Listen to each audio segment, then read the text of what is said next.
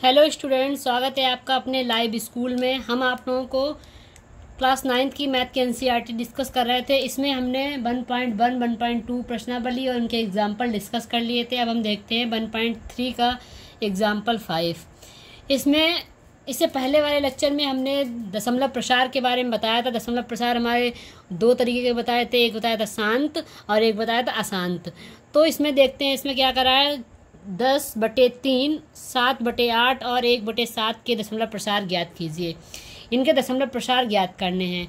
तो इसमें देखिए 10/3 है। 10/3 को इससे पहले वाले में भी हमने सॉल्व करके बताया था। इसमें भी एक बार देख लेते हैं। 10/3, 10 को भाग करना है 3 से, तो 3 से भाग करेंगे तो 3 तियाँ 9, फिर ये हो जाएगा 1, फिर दशमलव लगाया, यहाँ पे 0 बढ़ेगा, फिर 3 तियाँ 9, फिर 3 तियाँ 9, ऐसे कंटिन्यू हमारे 3 3 3 बढ़ते चले जाएंगे। तो इसमें इसका मतलब क्या हुआ, 10/3 का दशमलव प्रसार अशांत है। तो इसे 3.3 पर बार भी लिख सकते हैं। इससे पहले वाला अगर आप लेक्चर देखेंगे तो उसमें हमने अच्छे से क्लियर किया था, अच्छे से बताया था कि दशमलव पे बार क्यों लगता है। अब देखते हैं दूसरा में कह रहा है 7/8। 7/8, 7 को भाग देना है किससे, 8 से, तो दशमलव लगाएंगे, 0 बढ़ाएंगे, फिर 7 8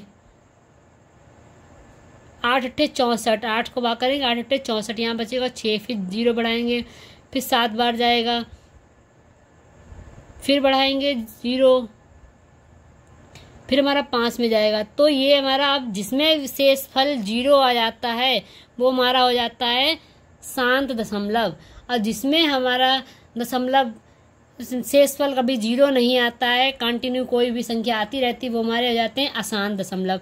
तो इसमें देखिए 0.875, 7/8 का ये मान आया है, तो ये हमारा है शांत।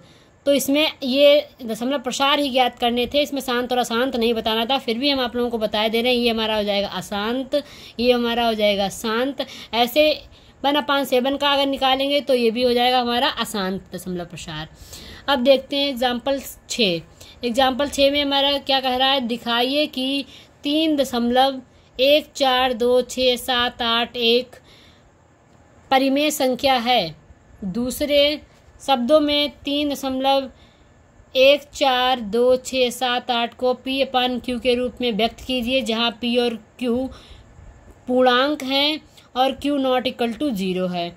तो इसमें क्या करना है, P/Q के रूप में इसे लिखना है, इस पूरे संख्या को।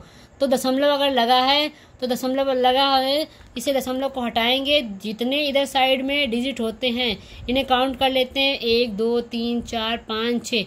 1 लगाने के बाद, मतलब 1 लिखने के बाद इसमें जितने इधर साइड संख्याएं होती हैं उतनी बार 0 लिख देते हैं। तो इसमें ये P/Q के फॉर्म में आ गई, या P/Q के रूप में अब आ गई है। तो इसे यह एक परिमेय संख्या है। बेस संख्याएं परिमेय संख्याएं होती हैं जिन्हें हम P/Q के रूप में लिख सकते हैं। इसमें क्या कह रहा था, इस संख्या को, ये संख्या जो है वो हमारी परिमेय संख्या है, उसमें परिमेय संख्या के रूप में दिखाना था, तो हमने परिमेय संख्या के रूप में P/Q के रूप में दिखा दिया है। अब देखते हैं एग्जाम्पल हमारा है 7। एग्जाम्पल 7 हमारा क्या कह रहा है, कह रहा है कि दिखाइए कि 0.333 ... बराबर 3 को बार में लिखा गया। 0.333 था। तो इससे पहले जो लेक्चर था उसमें बताया था हमने, जितनी बार अगर कोई 333 आ रहा, 222 आ रहा दशमलव के बाद में, मतलब लगातार कोई संख्या रिपीट हो रही है, तो उसे हम बार के रूप में लिख देते हैं, को P/Q के रूप में व्यक्त किया जा सकता है, जहां P और Q पूर्णांक है और Q ≠ 0 है। तो इसमें देखिए 0.3333 को क्या लिखा गया है, 3 के ऊपर बार। तो इसे हम मान लेते हैं कि ये हमारी संख्या x के बराबर है, तो x बराबर मान लिया 0.3 पर बार। ये समीकरण नंबर हमारा हो गया 1। अब इसे यहाँ पे 3 लिखने के बाद में भी, तो अगर कोई संख्या 3 पे बार लगाए तो इसका मतलब क्या, 3 3 3 3 बार बार बहुत बार है तो इसके ऊपर एक बार लगा देंगे, तो 3 0.3 पर बार लगा दिया। इस एक संख्या एक बार 3 लिखने के बाद, एक बार 3 लिख लिया उसके बाद भी तो 3 3 3 बहुत बार रिपीट हो रहा है, तो एक बार 3 लिख लिया उसके बाद हमने बार लगा दिया। अब क्या कहते हैं, दोनों तरफ इसको 10 से गुणा करेंगे, इस इधर भी 10 से गुणा करेंगे और इधर भी 10 से गुणा करेंगे। जब इधर 10 से गुणा करेंगे तो ये हो जाएगा हमारा 10x, इधर जब 10 से गुणा करेंगे तब देखिए कैसे गुणा होगी, 0.33 पर बार है, इसमें 10 से गुणा करेंगे तो दशमलव हमारा इधर आ जाएगा, तो 3.3 पर बार आ गया। 10x बराबर 3.3 पर बार। अब ये समीकरण नंबर 2 मान लेते हैं। फिर समीकरण 1 और 2 दोनों हमारे हैं, इन पे समीकरण 2 से 1 को माइनस कर देते हैं। समीकरण 2 से 1 को माइनस करेंगे तो 10x माइनस x बराबर कितना आ जाएगा, 3.3 पर बार माइनस 0.3 पर बार। जब 3.3 पर बार से 0.3 पर बार माइनस करेंगे तो हमारी संख्या कितनी आएगी, 3। तो 10x से 1x माइनस करेंगे तो ये आ जाएगा हमारा 9x। 9x हमारा कितना आ जाएगा, 3 के बराबर। x बराबर हमारा आ गया 1/3। तो ये हमारी वैल्यू किसके फॉर्म में आ गई है, किसके रूप में आ गई है, P/Q के रूप में। P हमारा कितना हो गया 1, Q हमारा कितना हो गया 3, और यही कह रहा था Q ≠ 0 है तो Q हमारा 3 है। अतः हमने इसे परिमेय संख्या के रूप में या फिर P/Q के रूप में लिख दिया है। अब देखते हैं एग्जाम्पल अगला। इसमें कह रहा है एग्जाम्पल 8। एग्जाम्पल 8 में कह रहा है कि दिखाइए कि 1.272727 ... तो 1.27 पर बार लगा दिया, फिर को P/Q के रूप में व्यक्त किया जा सकता है। जैसे इससे पहले वाला कराया था उसमें एक संख्या 3 कंटिन्यू रिपीट हो रही थी, इसमें 2 और 7 कंटिन्यू रिपीट हो रहे हैं। तो जहाँ P और Q पूर्णांक है और P और Q ≠ 0 है, सेम वही क्वेश्चन है, बस इसमें 2 संख्याओं पे बार लगा है और उसमें एक संख्या पे बार लगा था। तो इसमें इसे फिर से x बराबर लिख लेंगे 1.272727 ... 1.27 पर बार। समीकरण नंबर मान लिया ये 1 हो गया है।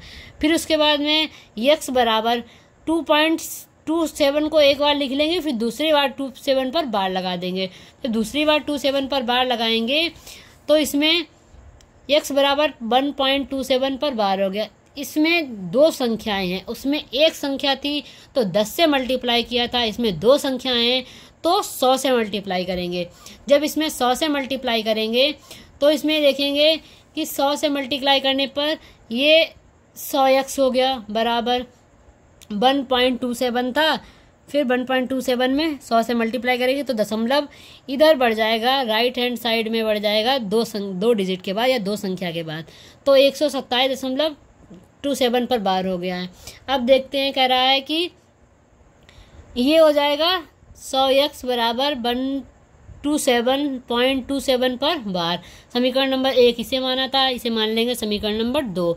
अब समीकरण 2 माइनस 1 करेंगे तो 100x माइनस x, फिर 127.27 पर बार, फिर माइनस 1.27 और 27 पर बार। 100 से 1 कम हो जाएगा तो हो जाएगा हमारा 99x बराबर, इसे माइनस करेंगे तो ये हो जाएगा हमारा 126। अब x को यहीं रखेंगे, ये मल्टीप्लाई में है तो ये डिवाइड में आ जाएगा, तो x बराबर आ जाएगा 126/99। ये हमारी P/Q के रूप में हो गई। तो P हमारा हो गया P 126 और Q हमारा हो गया है 99, तो Q ≠ 0 आ गया। तो इसमें यही कह रहा था कि P/Q के फॉर्म में लिखना है, तो P/Q के फॉर्म में इस वाली संख्या को 1.272727 को P/Q के रूप में दिखा दिया है। अब देखते हैं नेक्स्ट। इसमें कह रहा है उदाहरण 9 में दिखाइए कि 0.235353 ... मतलब 235 फिर 35 फिर 35, मतलब 2 को छोड़कर 35 पर 2 पे नहीं बार है, 35 पर बार है। 35 35 35 ऐसे कंटिन्यू 35 35 चलता रहेगा, तो 35 पर बार है हमारा। अब देखते हैं, कह रहा है कि इसे सेम उसी की तरह P/Q के रूप में लिखना है। P और Q पूर्णांक हैं और Q ≠ 0 है। जैसे इससे पहले वाला 7वां एग्जाम्पल था, वैसे ही सेम 8वां था, इसमें 2 पे बार था, इसमें एक संख्या छोड़ने के बाद फिर 2 पे बार है। तो इसमें देखते हैं क्या करते हैं। इसमें सबसे पहले x को 0.235 पर बार लगा के इसे x बराबर मान लेते हैं। फिर इसमें दोनों तरफ 10 से भाग कर देते हैं। 10 से गुणा कर देते। 10 से गुणा करने का मतलब हो गया है ये दशमलव यहाँ पे आ जाएगा। तो 10x और 2.35 पर बार, इसे मान लेंगे समीकरण नंबर 1। अब देखते हैं यहाँ पे 35 एक बार लिखने पर दूसरी बार 35 पर बार लगाएंगे, फिर इसे 100 से गुणा करेंगे। या तो हम यहाँ पर भी 1000 से गुणा कर सकते हैं, या तो फिर ऐसे स्टेप में लिख लेंगे तो ऐसे ज़्यादा क्लियर हो जाएगा, क्योंकि यहाँ पे 2 पर दशमलव को इधर भेज दिया, 2 को 10 से गुणा करने पर, और फिर दोबारा से हमने 100 से गुणा की है। या यहाँ पे 1000 से भी गुणा कर सकते हैं। तो यहाँ पे 100 से दोनों तरफ से गुणा किए तो ये हो जाएगा हमारा 1000x बराबर 235.35 पर बार। तो ये हो जाएगा समीकरण नंबर 1। ये हो जाएगा हमारा समीकरण नंबर 2। समीकरण 2 माइनस 1 कर देंगे। अब समीकरण 2 माइनस 1 जब करेंगे तो कितना आएगा, 1000 माइनस 10, क्योंकि समीकरण नंबर 2 हमारा ये है 1000x माइनस 10x। और समीकरण 2 हमारा क्या है, समीकरण 1 हमारा क्या है 10x। 2 माइनस 1 करेंगे तो 1000x माइनस 10x बराबर कितना हो जाएगा, 235.35 पर बार माइनस 2.35 पर बार। तो ये हो जाएगा कितना हमारा 990x, फिर हो जाएगा 233, फिर x बराबर कितना आ जाएगा 233/990। मतलब ये हमारा P/Q के रूप में लिख दिया है। तो ये जो वैल्यू दे रखी थी 0.23535 इसे हमने किसके फॉर्म में लिख दिया, P और Q के फॉर्म में। Q हमारा नॉट इक्वल टू 0 आ गया है। इसमें हमने 7, 8 और 9 तीनों क्वेश्चन सिमिलर देखे हैं। इसके बाद हम देखते हैं नेक्स्ट हमारा है 10वां हमारा क्या कह रहा है कि 1/7 और 2/7 के बीच एक अपरिमेय संख्या लिखनी है। कितनी लिखनी है, 1.7 और 2.7 के बीच में क्या लिखना है, अपरिमेय संख्या लिखनी है। तो 1.7 का प्रसार करेंगे तो 0.14 आएगा। देख लेते हैं करके। 7 को 1 से डिवाइड करेंगे तो दशमलव लगाएंगे, 0 बढ़ाएंगे, 7 बन जा 7। तो ये हमारा आएगा, फिर आएगा 4 बार में। तो ये आ गया 0.24, 0.14 ... ऐसे लगातार बढ़ता रहेगा, क्योंकि शेषफल हमारा कभी भी 0 नहीं आएगा। फिर देखते हैं 2/7। इसमें 1/7 में 2/7 आसानी से निकाल लेंगे। इससे 2 से गुणा कर देंगे तो 2 चक्कू 8 और 2 एकम 2। या तो फिर ऐसे डिवाइड कर लेते हैं, तब भी वैसे निकल के आएगा। दशमलव लगाएंगे, 0 बढ़ाएंगे, काटेंगे तो यही इतनी वैल्यू आ जाएगी। 2/7 को 2.28 आ गया। अब इसमें कह रहा है कि इसके और इसके बीच में, मतलब 0.14 और 0.28 के बीच में कोई हमें अपरिमेय संख्या लिखनी है। अपरिमेय संख्या लिखनी है इन दोनों के बीच में।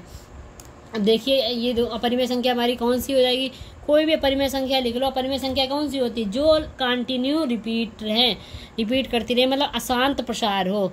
तो 1.4 है तो 1.50, 1.500, 1.5000 ऐसे कंटिन्यू लिख सकते हैं। या फिर लिख सकते हैं 1.60, 1.6000।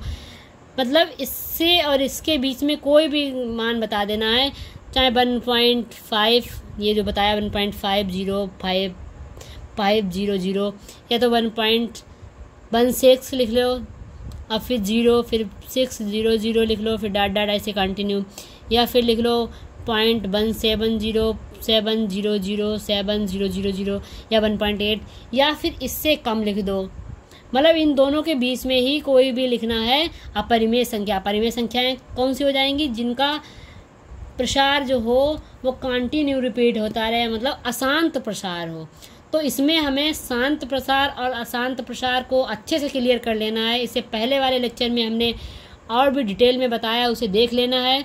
उसमें शांत और अशांत क्लियर हो जाएगा। अशांत वाली जो परिमेय संख्याएं बनेंगी और अशांत वाली हमारी अपरिमेय संख्या बनेंगी। तो ये हो जाएगी हमारी अपरिमेय संख्या के बीच, इन दोनों संख्याओं के बीच में ये आ जाएगी हमारी अपरिमेय संख्या। Thank you students.